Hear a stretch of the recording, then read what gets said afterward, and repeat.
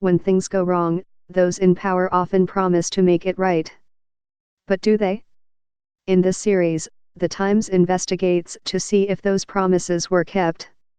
Serra do Cachimbo Biological Reserve, Brazil. A smoky, choking haze drifted over a lush rainforest reserve in the Brazilian Amazon last month, as fires lit by cattlemen illegally ranching on protected land spread through the jungle. From an elevated vantage point, a dozen blazes could be spotted across an 845,000-acre nature preserve. As damaging as these fires would be to the Serra do Cachimbo Biological Reserve, they represented just a tiny fraction of the total number burning vast swaths of the Amazon, with 26,000 recorded in August, the highest number in a decade. The immense scale of the fires in Brazil this summer raised a global alarm about the risks they pose to the world's largest rainforest, which soaks up carbon dioxide and helps keep global temperatures from rising. It wasn't supposed to be like this. 10 years ago, an agreement was reached that was intended to help end these devastating acts of ecological arson. In 2009, the three biggest Brazilian meat-packing companies signed an agreement with the environmental group Greenpeace not to buy cattle from ranchers who raised their beef in newly deforested areas. The deal was meant to be a model for the world, a partnership between private industry and environmental activists that would benefit both. For Greenpeace, the agreement offered a solution to one of the biggest causes of rainforest destruction. The cattle industry is responsible for up to 80% of the clearings in recent years, according to the Yale School of Forestry and Environmental Studies. For the meat packers, the agreement relieved pressure from a growing international environmental campaign against them and threats of boycotts against retailers selling their beef. But the vows made by those three companies, JBS, Minerva, and Marfrig, which handle about 50% of the beef raised in the Amazon, have been only partially kept, according to prosecutors, environmentalists, and academics who study the cattle industry. The failure to fulfill crucial elements of the ambitious promise, which were always going to be a challenge to achieve, is one of the main reasons the Amazon is on fire.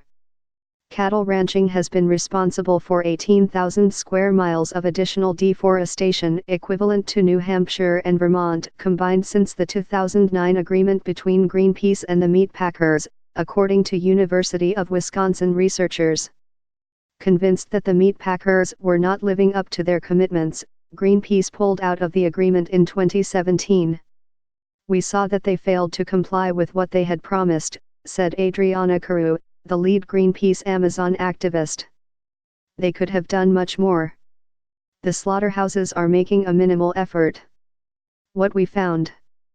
During a September visit, the fires were abundant in the Serra do Cachimbo Biological Reserve, set aside by the Brazilian government 15 years ago as a pristine wilderness area off-limits to all commercial activity. But driving over the creaky river bridges built by the ranchers in this reserve, illegal cattle operations were easy to find, as they are throughout Brazil's Amazon. Where giant otters and jaguars once roamed, there were fields where cattle grazed. Fazenda Cana, a 2,700-acre farm carved out of the reserve's rainforest around 2013, made no effort to hide. The jungle that had stood on this land was replaced by open savanna grazing land for its 400 cattle. For a ranch hand working there, the exchange of rainforest for productive farmland seemed like a fair deal. "The right thing to do is let people work," said Isaias Hermogem, as he watched over cattle grazing in a clearing edged with papaya and coconut trees. "Let's open up more space." Many ranchers have taken that advice. Fazenda Cana is just one of at least 71 ranches in the Serra do Cachimbo, and both the number of ranches and the size of each appears to be growing. In August, just as the rampant fires in the Amazon gripped the attention of a warming world, Fazenda Cana extended its turf with additional burning. About 200 million heads of cattle are raised in the Brazilian Amazon region in total, with an estimated 173,746 square miles of forest, the size of California plus Massachusetts and New Jersey, converted to cattle pasture over recent decades, according to the Yale School of Forestry. Livestock farming generates more than $6 billion in annual export revenues and about 360,000 jobs. Despite the promise of the major meat packers not to buy cattle from ranches like Fazenda Cana, cattle that spent time on this farm were purchased by JBS over the last 3 years, according to government data. In fact, JBS, the biggest meat packer worldwide, bought cattle that passed through 11 ranches in the preserve over the last 2 years, according to the government data. Marfrig and Minerva each made indirect purchases from one ranch here, according to government data that traces a complex supply chain. An audit in 2016 by federal prosecutors in Pará state, where the Serra do Cachimbo Reserve is and where about a third of the cattle slaughtered in the Amazon come from, showed that 6% of the cattle JBS had bought between October 2009 and 2016, totaling 36,739 heads of cattle, came from ranches that had been illegally cleared. In 2016, 118,459 cattle, or 19% of the total bought by JBS in Pará, were acquired with evidence of irregularities, according to the audit by the Brazilian Federal Prosecution Service using satellite information, on-the-ground inspections and traced purchasing data. There is no reason why after 10 years there could not be better results, said Natalie Walker, a director at the National Wildlife Federation, who has studied the Brazilian cattle industry. There were firm negotiated agreements. What we found: Brazil has many thousands of cattle farms in the Amazon, spread out across one of the world's most remote areas, which hinders efforts at law enforcement, inspections and, especially, tracking cattle over their lifespans. It's rare for a cow to spend its entire life on the farm where it was born. It may be bought and sold multiple times, until it reaches the ranch that sells it directly to a slaughterhouse. This complex supply chain has made the phenomenon of cattle laundering common and is the crux of the problem in fulfilling the deal's promise. A calf may be born on illegally deforested land and then ultimately sold to a fattening ranch whose land was cleared long ago and is within the terms of the accord. When the slaughterhouses buy from these ranches, they can say they have acquired a cow from a compliant source. JBS asserts that 100% of its cattle purchases from its direct suppliers were in compliance with our responsible sourcing policies, according to a statement from Marcus Pilo, a company spokesman. The company said it uses satellite technology, geo-referenced farm data and official government records to monitor more than 280,000 square miles, an area larger than Texas, and that it assesses more than 50,000 potential cattle suppliers every day. JBS has an unwavering commitment to combat, discourage and eliminate deforestation in the Amazon region, said the company's statement. Despite those efforts, an audit commissioned by JBS acknowledged that the company does not fully monitor indirect suppliers because of a lack of accessible public data tracking the transport of animals. JBS can track 100% of its direct suppliers, according to its third-party auditor, DNVGL, a Norwegian quality assurance and certification company. But JBS has not yet been successful in implementing traceability processes for indirect suppliers. And this gap, critics say, has rendered the agreement largely ineffectual. Most of the Amazon ranches that sell cattle directly to JBS, Marfrig and Minerva are essentially middlemen, aggregators of cattle from multiple, inadequately monitored farms, according to data provided by University of Wisconsin researchers. Based on an analysis of publicly available property records as well as on-the-ground interviews with hundreds of farmers in the Amazon, the University of Wisconsin researchers found that at least 15% of the indirect suppliers to the 3 major meat packers have continued to deforest land since the 2009 agreement was signed. The agreement has so many holes, the deforestation is still just going on, said Holly Gibbs, a University of Wisconsin geographer who has studied the agreement. In a separate study of the cattle export market in the Amazon and the nearby Cerrado, a region which is not covered by the agreement, TRIS, a research group that studies commodity supply chains, said that beef exports by JBS contributed to an estimated 100 square miles of deforestation a year from 2015 to 2017.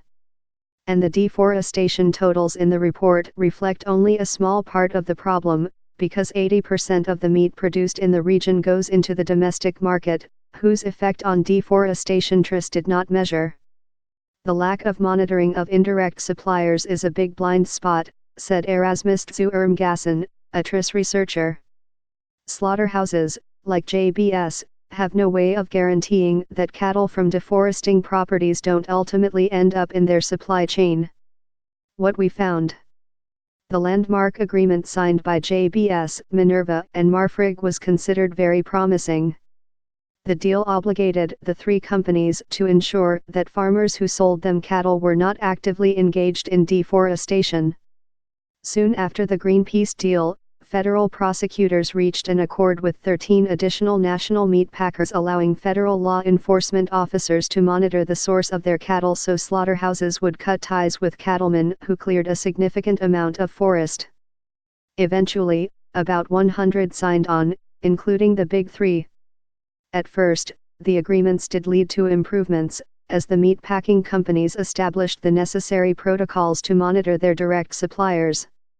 In Pará State, for example, the University of Wisconsin research team found that while 36% of supplying ranch had recent deforestation in Indiana 2009, only 4% did in 2013.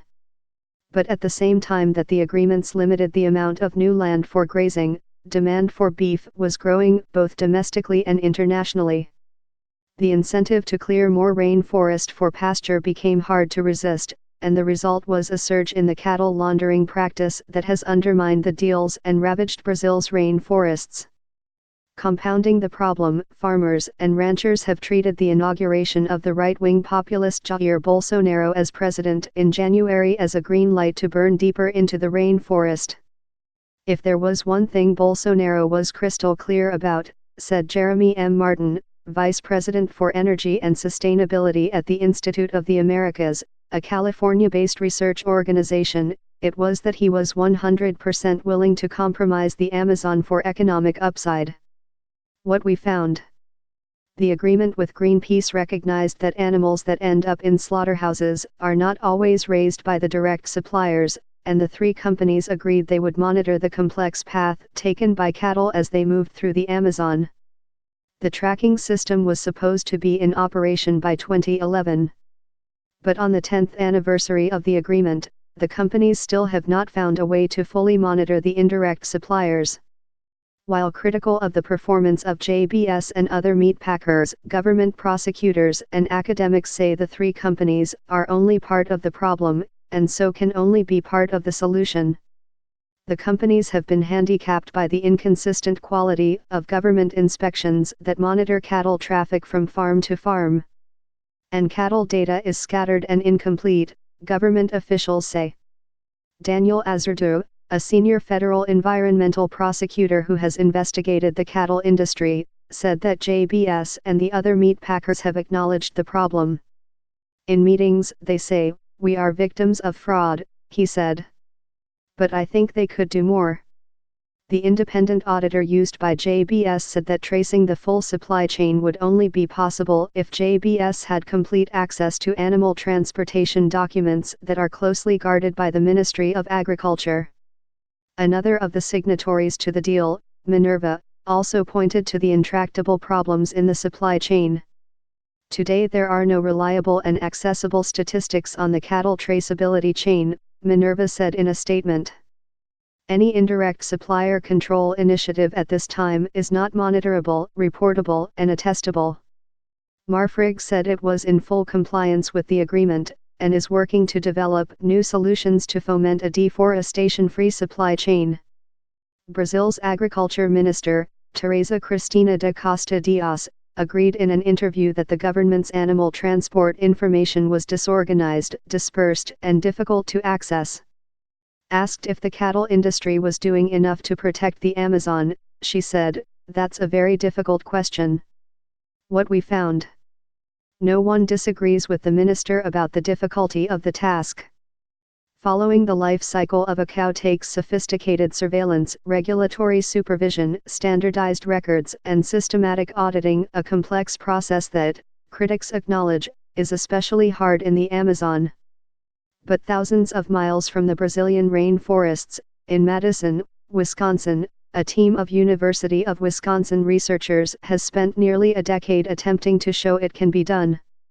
Working with the National Wildlife Federation, the team has developed a computerized tracking tool, called Visipec, that documents the movement of cattle from the calving farms to the slaughterhouses by linking the data sets on government websites. Using that data, the researchers say, the tool can help slaughterhouses track almost all their direct and indirect suppliers. It's unclear, however, how much private support or political will there is for such a solution, since it would close what some experts suggest has been a convenient loophole for all parties in the Brazilian cattle industry. The National Wildlife Federation has offered Visipec for free to the major meat packers, including JBS. So far, none of them are using it. And just as the tool is ready to be fully deployed, much of the data underpinning it may soon become more difficult to access. One of the key data sets had come from the website of the Brazilian Agriculture Ministry, which had posted online records of cattle transactions in the Amazon. In April, the Agriculture Ministry released a memo saying that parts of the database would not be made publicly available because they contain personal information that does not interest the general public. Already, some of the data has become harder to download, said Ms. Gibbs, the lead university researcher. While tracking the supply chain had always been difficult, she said, now it is essentially impossible. Clifford Krause and Mariana Symes reported from the states of Mato Grosso and Pará in Brazil. David Yaff Bellany reported from New York.